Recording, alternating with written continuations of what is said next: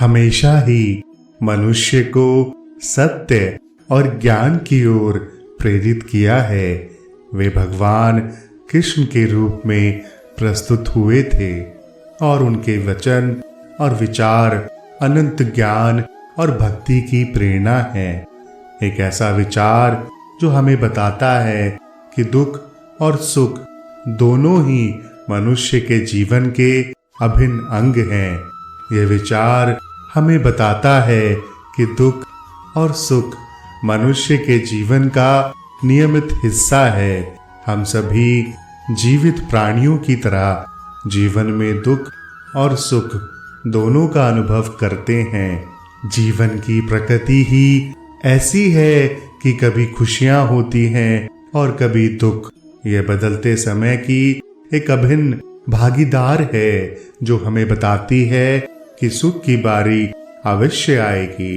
कृष्ण जी ने हमें शिक्षा दी है कि हमें दुख को स्वीकार करना चाहिए, क्योंकि वह हमारे जीवन का अंग है। दुख और सुख दोनों ही जीवन की वास्तविकता है और हमें उन्हें संघर्ष और आनंद के रूप में स्वीकार करना चाहिए। जब हम दुख को स्वीकारते हैं तब हम उसके साथ रहने वाले आनंद को भी स्वीकारते हैं। दुख और सुख दोनों के आने के पीछे अनेक कारण होते हैं, जैसे शारीरिक और मानसिक कठिनाइयां, व्यक्तिगत और सामाजिक समस्याएं, अप्रिय घटनाएं, बहुत सारी चीजें। कृष्ण जी के वचन और विचार हमें सिखाते हैं कि हमें इन समस्याओं का सामना करना चाहिए, उन्हें स्वीकार करना चाहिए, उनसे सीखना चाहिए।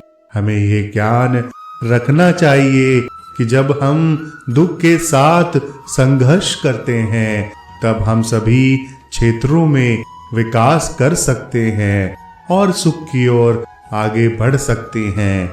कृष्ण जी ने यह भी बताया कि सुख और दुख एक साथ आते हैं और हमें इन दोनों को समानता से देखना चाहिए। हमें उन्हें सभी क्षेत्रों में स्वीकार करना चाहिए। जीवन के साथी के रूप में, अध्यात्म विकास के लिए और अन्य लोगों की मदद करने के लिए हमें सुख में मतभेद नहीं करना चाहिए, ना ही दुख में दुखी होना चाहिए। हमें समग्रता और सामरस्य के साथ अपने जीवन को निर्माण करना चाहिए। यदि हम सुख के साथ संघर्ष करते हैं और दुख को स्वीकार करते हैं तो हम अपने मन, शरीर और आत्मा के संतुलन को प्राप्त कर सकते हैं। हमें सभी प्राकृतिक और मनुष्य जाति के बंधनों से मुक्त होना चाहिए और आत्मिक आनंद को प्राप्त करना चाहिए। दुख और सुख दोनों का अनुभव हमारे जीवन का सामान्य हिस्सा है। हमें दुख को स्वीकार करना चाहिए, सुख के साथ संघर्ष करना चाहिए और उनसे सीखना चाहिए। इस प्रकार हम आत्मिक संतुष्टि, समृद्धि और आनंद को प्राप्त कर सकते हैं। दोस्तों, आपने कभी किसी पंछी को देखा है? जब उसे अंडे देने होते हैं तो वो सर्वप्रथम एक स्थान खोजता है, एक ऐसा स्थान जो वर्षा, धूप और शत्रुओं से सुरक्षित हो, और फिर वो अपना घोंसला बनाकर फिर अंडा देता है और फिर उन अंडों से नन्ही संतानें निकल आती हैं। तो वो पंछी उन्हें भोजन देता है, उनकी सुरक्षा करता है। परंतु जब उनके पंख निकल आते हैं तब ना ही उनको भोजन देता है और ना ही उनकी सुरक्षा करता है और ना ही उन्हें घोंसला बनाना सिखाता है, बस उन्हें उड़ने की कला सिखाता है। फिर वह नन्ही संतानें उड़ने की कला सीखकर स्वयं अपना भोजन लाना सीखती हैं और स्वयं अपना घोंसला बनाना सीखती हैं। और हम मनुष्य क्या करते हैं? अपनी संतान बड़े होने के पश्चात भी उनकी चिंता में सूखते हैं और प्रयास करते हैं कि उनके लिए घर बना सकें। हम अपनी संतान को और भी शक्तिशाली बनाने के स्थान पर पंगु कर जाते हैं। दोस्तों, हमें भी वही करना चाहिए जो एक पंछी करता है, यानी कि अपनी संतान को उड़ने की कला सिखाइए, यानी कि अच्छे संस्कार दीजिए और एक समय के पश्चात उसे स्वयं अपना आकाश चुनने के लिए मुक्त कीजिए। यदि आप प्रतिदिन बिना रुके प्रयास करते हैं तो एक दिन आपको सफलता अवश्य मिलेगी। दोस्तों, आप ये स्मरण रखिएगा कि भाग्य के द्वार उनके लिए नहीं खुलते जो हार मान लेते हैं, बल्कि ये भाग्य उनका स्वागत करते हैं जो उठकर उनके द्वार खटखटाने का प्रयास करते हैं। इसीलिए प्रयास करते रहिए तो सफलता आपके पास एक ना एक दिन आएगी ही आएगी। क्या है ये जीवन? हम जन्म लेते हैं और बड़े होते हैं और हमारे माँ बाप हमें पालते हैं। फिर उनके धन से हमारा बालपन बीतता है। फिर हम बड़े होते हैं और हम विवाह कर लेते हैं। फिर हमारी संतानें होती हैं, हम उनका पालन करते हैं। फिर हम वृद्ध हो जाते हैं और एक दिन इस संसार से चले जाते हैं। दोस्तों, आपके और हमारे भी जीवन में यह प्रश्न कई बार आता होगा। अब मैं आपको एक जल के जीवन के बारे में बताता हूँ।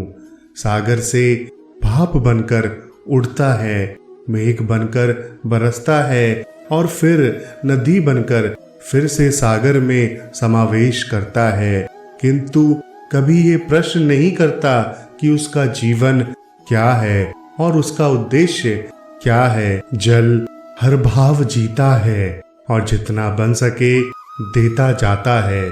जब सागर में होता है तो असंख्य जनजीवों को जीवन देता है। जब सागर से भाप बनकर मेघ बनता है तब किसानों को आशा देता है कि फसल पुनः उपजेगी।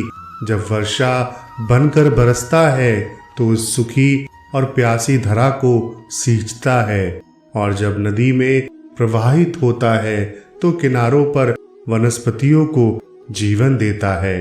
परंतु जरा ये सोचिए कि क्या ये जल कभी ये सोचता होगा कि उसका जीवन क्या है और उसके जीवन का उद्देश्य क्या है?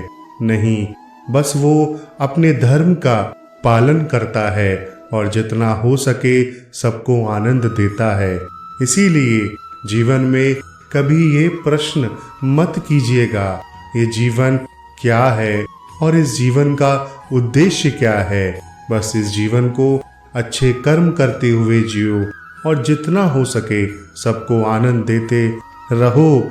यहाँ भगवान श्री कृष्ण कहते हैं कि मनुष्य को चाहिए कि फल की इच्छा त्याग कर कर्म को अपना धर्म समझकर करे, क्योंकि जो भी मनुष्य फल प्राप्ति की इच्छा करता है उसका मन फल के बारे में सोचकर अपने कर्म और कर्तव्य से विचलित हो जाता है और उस इंसान को फल प्राप्त नहीं होता जिसकी उसने इच्छा की हुई थी। इसीलिए भगवान श्री कृष्ण कहते हैं कि मनुष्य सिर्फ कर्म कर सकता है, फल कदापि मनुष्य के अधीन नहीं है। जो लोग फल की इच्छा से ही कर्म करते हैं वे लोग सुख दुख आदि के चक्र में फंस जाते हैं और उनकी मन शांति नष्ट हो जाती है। भगवान श्री कृष्ण कहते हैं कि मनुष्य अपनी फल की इच्छा को त्याग कर कर्म को अपना धर्म समझकर करे तो उसको फल अवश्य मिलेगा। दोस्तों, ये जो तीसरी प्रकार की खुशी होती है ना, उसे सात्विक खुशी कहते हैं। भगवत गीता ये कहती है कि तामसिक और राजसिक ये दोनों खुशियां अस्थायी होती हैं, पर सात्विक खुशी है ना, वो पहले हमें जहर की तरह लगती है लेकिन बाद में शहद की तरह लगती है। दोस्तों, एक बार भगवान विष्णु सभी जीवों को कुछ ना कुछ भेंट कर रहे थे। सभी जीव भेंट को स्वीकार करते हैं और खुशी खुशी अपने निवास स्थान पर प्रस्थान करते हैं।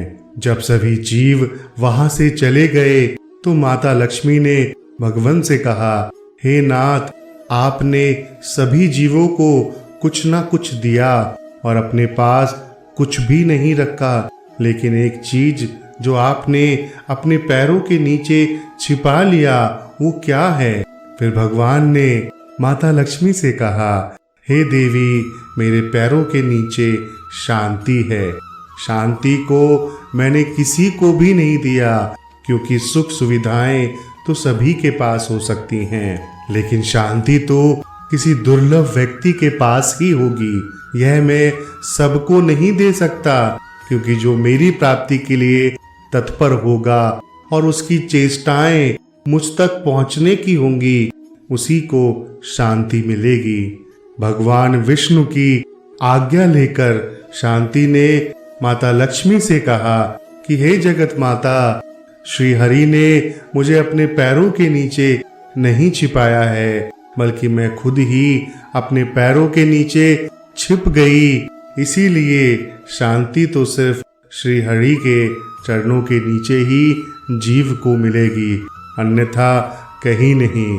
कृष्ण जी के विचारों में आध्यात्मिकता, प्रेम और सामर्थ्य की गहरी सत्यता होती है।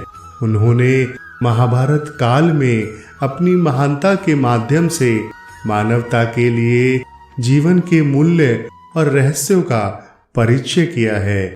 उनके उपदेशों और विचारों की एक महत्वपूर्ण वाणी है, अब दुख नहीं, सुख की बारी है। इस रूप में कृष्ण जी के विचार, अब दुख नहीं, सुख की बारी है, हमें यह सिखाता है कि हमें दुख के साथ सामर्थ्य और स्थिरता की प्राप्ति करनी चाहिए और सुख की ओर प्रगति करनी चाहिए।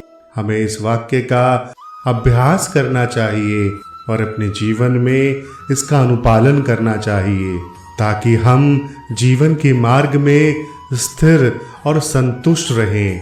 आशा करते हैं आज की इस वीडियो से आपके जीवन में सुख ही सुख होगा। बहुत जल्द आपके समक्ष पुनः एक और वीडियो के साथ होंगे। आप सभी अपना बहुत ख्याल रखें। सभी का बहुत बहुत धन्यवाद। जय श्री कृष्णा।